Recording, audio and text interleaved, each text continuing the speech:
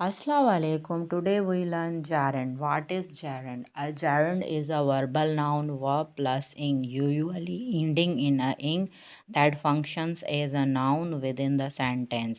Formation of a gerund.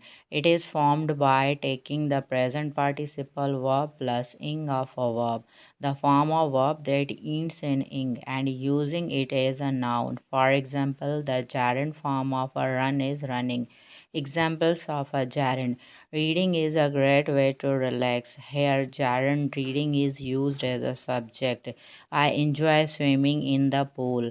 Here, gerund used as a direct object. Her hobby is painting. Here, gerund used as a complement.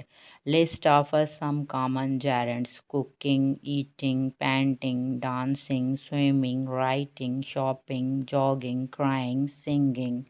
Functions of a gerund. As a subject, swimming is good exercise, walking is good for health. As an object, I enjoy swimming, I love going to the movies. Subject complement, her hobby is riding horse, his job was teaching. Object or preposition, he is afraid of a swimming. Shekhar is good at singing.